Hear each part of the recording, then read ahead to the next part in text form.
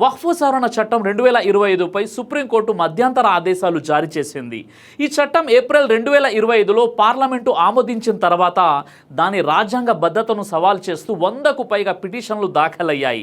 Supreme court ప్రధాన న్యాయమూర్తి అయినటువంటి బిఆర్ గవాయ్, జస్టిస్ అగస్టిన్ జార్జ్ మసీహ్లతో కూడినటువంటి ధర్మాసనం సెప్టెంబర్ 15, 2025న తీర్పు ఇచ్చింది. అయితే చట్టం మొత్తంపై స్టే విధించలేదు, కానీ కొన్ని కీలక నిబంధనలపై తాత్కాలిక స్టే అయితే ఇచ్చింది. ఈ సందర్భంగా సుప్రీంకోర్టు చట్టంలోని కొన్ని ప్రధాన సెక్షన్లు ప్రాథమికంగా వివక్షపూరితమైనవిగా కనుగొని తుది విచారణ వరకు వాటిని నిలిపివేసింది.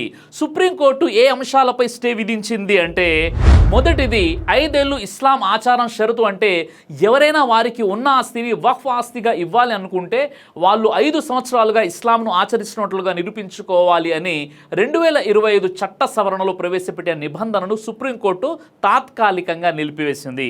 ఇస్లాం ఆచరిస్తున్నట్లు ఎలా నిరూపిస్తారు, దానికి సర్టిఫికేట్లు ఉంటాయా అని సుప్రీంకోర్టు మేము ఈ నిబంధనను కొట్టివేయలేము, కానీ రాష్ట్ర ప్రభుత్వాలు దీనిపై ఎలాంటి పద్ధతులు పాటిస్తుందో ప్రకటించే వరకు ఈ నిబంధన అమలులో ఉండదని తీర్పు తెలిపింది.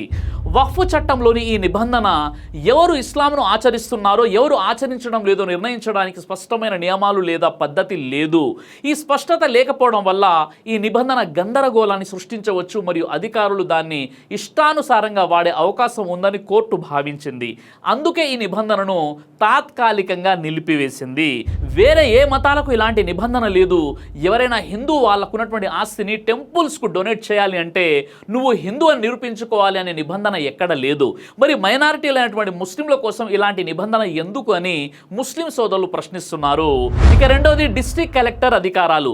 సెక్షన్ 3C ప్రకారం వక్ఫ్గా ప్రకటించబడిన ఆస్తి నిజంగా వక్ఫ్దా లేక ప్రభుత్వ ఆస్తియా అని నిర్ణయించే అధికారం డిస్ట్రిక్ట్ కలెక్టర్కు ఇవ్వబడింది. కానీ సుప్రీంకోర్టు ఈ సెక్షన్లోని కొన్ని భాగాలు సబ్సెక్షన్ 2, 3, 4లోని ప్రొవిజన్స్ సమస్యాత్మకమని చెప్పింది. ఈ చట్టం ప్రకారం వక్ఫ్ ఆస్తులపై ఉన్న వివాదాలు అది వక్ఫ్ ట్రిబ్యునల్కు వెళ్తుంది లేదా హైకోర్టుకు వెళ్తుంది. ఈ లోపు వక్ఫ్గా ప్రకటించబడిన ఆస్తి ప్రభుత్వ ఆస్తి కాదా అని కలెక్టర్ విచారించి నిర్ణయించే అధికారం కలెక్టర్లకు ఇచ్చింది. దీనిని చాలా మంది వ్యతిరేకించారు. అయితే గతంలో రిజిస్ట్రేషన్ పద్ధతులు లేవు. వక్ఫ్ బైయూజ్ అనే క్లాజ్ ఉంది. అంటే ఏళ్ల తరబడి వక్ఫ్ ఆస్తిగా వినియోగించబడితే అది వక్ఫ్ ఆస్తి అనే విధానం ఉండేది. ఇప్పుడు అవి అన్ని వివాదాస్పదం అయ్యే అవకాశం ఉంది. అందులో చాలా వక్ఫ్ ఆస్తులకు ప్రభుత్వాలే ఆక్రమించుకున్నాయి. కాబట్టి ఇలాంటి ఆరోపణ ఉన్నప్పుడు ప్రభుత్వ అధికారి కలెక్టర్ నిర్ణయం తీసుకొని వక్ఫ్ ఆస్తి కాదు అంటే ఎలా అని విమర్శలు రావడం జరిగింది. ఈ నిబంధనలు కలెక్టర్కు ఎక్కువ అధికారం ఇస్తాయి. దీనివల్ల ఆయన ఆస్తి వక్ఫ్ కాదని నిర్ణయిస్తే కోర్టు తీర్పు లేకుండానే ఆస్తిని ప్రభుత్వం ఆస్తిగా మార్చవచ్చు. అంటే ఇది అధికారాల విభజన, సెపరేషన్ ఆఫ్ పవర్స్ అనే రాజ్యాంగ సూత్రాన్ని ఉల్లంఘిస్తుంది. ఈ నిబంధనలు కలెక్టర్కు ఎక్కువ అధికారం ఇస్తాయి. దీనివల్ల ఆయన ఆస్తి వక్ఫ్ది కాదని నిర్ణయిస్తే కోర్టు తీర్పు లేకుండానే ఆస్తిని ప్రభుత్వ ఆస్తిగా మార్చవచ్చు. ఇది అధికారాల విభజన, సెపరేషన్ ఆఫ్ పవర్స్ అనే రాజ్యాంగ సూత్రాన్ని ఉల్లంఘిస్తుంది. ఎందుకంటే కలెక్టర్ ఎగ్జిక్యూటివ్ కోర్టు న్యాయ వ్యవస్థ అధికారాన్ని తీసుకుంటున్నాడు. అందుకే సుప్రీంకోర్టు ఇందులోని ప్రొవిజన్ సబ్సెక్షన్ 2, సబ్సెక్షన్ 3 మరియు 4లపై సుప్రీంకోర్టు స్టే ఇచ్చింది. ఇది అధికారాల విభజనను అంటే సెపరేషన్ ఆఫ్ పవర్స్ ఉల్లంఘిస్తుందని కోర్టు ఈ నిబంధనల అమలును తాత్కాలికంగా నిలిపివేసింది, అంటే స్టే ఇచ్చింది. వక్ఫ్ ఆస్తి కోర్టు నిర్ణయం వరకు వక్ఫ్గానే చలామణిలో ఉండాలని కోర్టు చెప్పింది. ఆస్తి వక్ఫ్దా కాదా అనే విషయం కోర్టు తేల్చే వరకు అది వక్ఫ్ ఆస్తిగానే ఉండాలి. కలెక్టర్ నిర్ణయం ఆధారంగా రెవెన్యూ రికార్డుల్లో ఆస్తి పత్రాలు ఎలాంటి మార్పులు చేయకూడదు. ఇక మూడవది స్టేట్ మరియు సెంట్రల్ వక్ఫ్ కౌన్సిల్లో ముస్లిమేతరుల నియామకం. ఇది తీవ్రమైన వివాదానికి కారణమైంది. ఇందులో ప్రభుత్వ వాదన ఏంటి అంటే వక్ఫ్ ఆస్తులు మత సంబంధిత ఆస్తులు కావు కాబట్టి అందులో ముస్లింలే ఉండాలి అనే నిబంధన ఏమీ లేదు అంటుంది. కానీ ఇలాంటి నిబంధన హిందూ టెంపుల్స్లో లేదు కదా. పైగా వేరే మతస్థులను తొలగిస్తున్నారు, కానీ చట్టం స్టేట్ మరియు సెంట్రల్ వక్ఫ్ కౌన్సిల్లో ముస్లిమేతరులు ఉండవచ్చు అంటే ఇది ఎలా న్యాయం అవుతుంది? మత స్వేచ్ఛను ఇచ్చే ప్రాథమిక హక్కుకు భంగం కలిగించినట్లే కదా. అందుకే సుప్రీంకోర్టు ముస్లిమేతరులను వక్ఫ్ బోర్డులో నియమించడానికి అనుమతించినప్పటికీ సుప్రీంకోర్టు పరిమితులు విధించింది. అంటే ఇందులో తప్పనిసరిగా ముస్లిం మెజారిటీ ఉండాలి అని సుప్రీంకోర్టు చెప్పింది. కేంద్ర వక్ఫ్ కౌన్సిల్ 22 సభ్యులు ఉంటారు. అందులో ముస్లిమేతరులు 4 మందికి మించకూడదు. రాష్ట్ర వక్ఫ్ బోర్డులో 11 సభ్యులు ఉంటే అందులో ముస్లిమేతరులు 3 మందికి మించకూడదు. ఇక నాలుగోది వక్ఫ్ బోర్డు సీఈఓగా ముస్లిం ముస్లిమే ఉండాలని ముస్లింల తరపున వాదనలు జరిగాయి. కానీ సీఈఓగా ఎవరైనా ఉండవచ్చనే నిబంధన ఉంది. సుప్రీంకోర్టు ఈ నిబంధనపై స్టే ఇవ్వడానికి నిరాకరించింది. దీనిని అలాగే ఉంచుతూ సాధ్యమైనంత వరకు వక్ఫ్ కౌన్సిల్ సీఈఓగా ముస్లిం వ్యక్తిని నియమించాలని కూడా సుప్రీంకోర్టు సూచించింది. దీనిని కూడా ప్రభుత్వాలు తమ ఇష్టానుసారం వాడుకునే అవకాశం ఉంది. అలాగే వక్ఫ్ ఆస్తులు రిజిస్టర్ చేయాలి. దీనిపై కూడా చాలా వ్యతిరేకత వచ్చింది. రిజిస్ట్రేషన్ తప్పనిసరి చేస్తే చాలా వక్ఫ్ ఆస్తులు రిజిస్టర్ అయి లేవు, వక్ఫ్ బై యూజ్గా ఉన్నాయి. కానీ సుప్రీంకోర్టు రిజిస్టర్ చేయాల్సిందే అంటుంది. సుప్రీంకోర్టు రిజిస్ట్రేషన్ తప్పనిసరి అని సమర్థించింది. ఎందుకంటే ఇది వక్ఫ్ ఆస్తులను రక్షించడానికి మరియు దుర్వినియోగాన్ని నిరోధించడానికి అవసరమని భావించింది. అయితే వక్ఫ్ బై యూజర్ ఆస్తులు రిజిస్టర్ కాకపోవడం మరియు ఈ నిషేధం వల్ల ఉత్పన్నమయ్యే సమస్యలు ముస్లిం సముదాయంలో ఆందోళన కలిగిస్తున్నాయి. కోర్టు చట్టంలోని కొన్ని సమస్యాత్మక నిబంధనలపై స్టే విధించడం వల్ల ముస్లిం సముదాయానికి కొంత ఊరట కలిగింది. ఉదాహరణకు 5 ఏళ్ల ఇస్లాం ఆచారం షరతు, కలెక్టర్ అధికారాలు, ముస్లిమేతర సభ్యుల సంఖ్యపై పరిమితులు వంటివి నిలిపివేయబడ్డాయి. అయితే మొత్తం చట్టాన్ని నిలిపివేయకపోవడం వల్ల ఇంకా ఆందోళన అయితే ఉంది.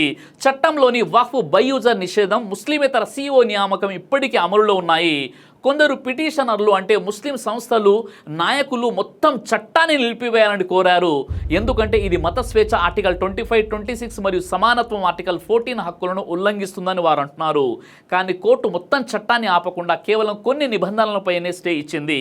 దీనివల్ల చట్టం యొక్క ఇతర భాగాలు అమలులో ఉండటం చాలా మంది ముస్లింలకు నిరాశ కలిగించింది. ఈ చట్టం రాజ్యాంగ విరుద్ధమని తమ పూర్తి వాదనను కోర్టు పరిగణలోకి తీసుకోలేదని వారు భావిస్తున్నారు. ఈ కారణంగా విమర్శలు వస్తున్నాయి. మరోవైపు ఆల్ ఇండియా ముస్లిం పర్సనల్ లా బోర్డు వక్ఫ్ సవరణ చట్టం 2025కు వ్యతిరేకంగా దేశవ్యాప్తంగా ఉద్యమాన్ని ప్రకటించింది. సెప్టెంబర్ 19న జుమా ఖుత్బాలు, ప్రత్యేక ప్రార్థనలు, అక్టోబర్ 3న దేశవ్యాప్తంగా బంద్, అక్టోబర్ 11న ఢిల్లీలో జంతర్ మంతర్ వద్ద ధర్నాలు జరగనున్నాయి. వక్ఫ్ సవరణ చట్టం మాకు ఆమోదం లేదు పేరుతో పుస్తకాలు ప్రచురిస్తారు, ప్రెస్ మీట్లు, చర్చా సమావేశాలు, సోషల్ మీడియా ప్రచారాలతో ప్రజల్లో అవగాహన కల్పిస్తారని ముస్లిం పర్సనల్ లా బోర్డు వారు అంటున్నారు. కాబట్టి ముస్లింలలో యూనిటీ పరంగా చైతన్యం రావాల్సినటువంటి అవసరం చాలా ఉంది. ఎడ్యుకేషన్ పరంగా కూడా ముస్లింలు చాలా వెనుకబడి ఉన్నారు. రాజకీయ పరంగా కూడా వెనుకబడి ఉన్నారు. ముస్లిం సమాజానికి ఎవరు మేలు చేస్తారు, ఎవరు ద్రోహం చేస్తారో కూడా తెలియని అమాయకత్వంలో నేడు ముస్లిం సమాజం జీవితం గడుపుతుంది. అంటే ఇంతకంటే పెద్ద మూర్ఖత్వం ఏముంటుందో మీరే ఒకసారి ఆలోచించండి. కాబట్టి ఇకనైనా ముస్లింలు జమాతులకు, ఫిర్ఖాలకు, రాజకీయ పార్టీలకు అతీతంగా అందరూ ఏకమై తమ హక్కులను రాజ్యాంగం వెలుగులో, చట్టం వెలుగులో సాధించుకోవాల్సిన అవసరం ఎంతైనా ఉంది. ఈ విషయంలో మీ అభిప్రాయం ఏంటో కామెంట్ ద్వారా నాకు తెలియజేయండి. దైవ ప్రవక్త ముహమ్మద్ సల్లల్లాహు అలైహి వసల్లం వారు తెలియజేశారు, కడుపుకు సంబంధించినటువంటి అన్ని రకాల వ్యాధులకు అద్భుతమైనటువంటి ఔషధం తల్బీనా. ఇది దైవ ప్రవక్త వారి సున్నత్, మంచి ఆహారం, ఇమ్యూనిటీ బూస్టర్, ఇందులో షిఫా ఉంది. ఇది మంచి ఔషధంగా కూడా పనిచేస్తుంది. కాబట్టి పిల్లలు అయినా పెద్దలు అయినా ఎవరైనా దీనిని ఉపయోగించవచ్చు. అలాగే ఖురాన్లో దైవం తెలియజేశాడు, తేనెలో మీకు స్వస్థత ఉంది అని. కాబట్టి స్వచ్ఛమైనటువంటి ఫారెస్ట్ హనీ కోసం మీరు సంప్రదించండి. అలాగే పురుషుల కోసం ప్రత్యేకంగా తయారు చేయబడినటువంటి షాహీ హల్వా, ఇది లైంగిక సమస్యలను దూరం చేసి శృంగార సామర్థ్యాన్ని పెంచుతుంది, మీ దాంపత్య జీవితంలో మంచి అనుభూతినిస్తుంది. ఇందులో ఎలాంటి సైడ్ ఎఫెక్ట్స్ లేవు. ఇది కంప్లీట్గా హెర్బల్ ప్రొడక్ట్స్తో తయారు చేయబడినటువంటిది. కాబట్టి స్క్రీన్పై కనిపిస్తున్నటువంటి ఈ నెంబర్స్కి కాల్ చేసి మీరు ఇప్పుడే ఈ ప్రొడక్ట్స్ని ఆర్డర్ చేసుకోవచ్చు. కొరియర్ ఫెసిలిటీ కూడా ఉంది. ఆలస్యం ఎందుకు, వెంటనే ఆర్డర్ చేయండి. ఉమ్రా ఆఫర్కి సంబంధించి 1000 కస్టమర్స్ అవ్వగానే, అంటే ఇంకా 225 ఆర్డర్స్ రాగానే ఈ 1000 మందికి డ్రా తీసి ముందు ఒకరిని ఉమ్రాకి పంపించడం జరుగుతుంది. కాబట్టి ఈ 225 మంది తల్బీనా కస్టమర్స్కి ఇది ఒక గొప్ప అవకాశం. వెంటనే ఈ నెంబర్కి ఫోన్ చేసి తల్బీనా ఆర్డర్ చేసుకోండి.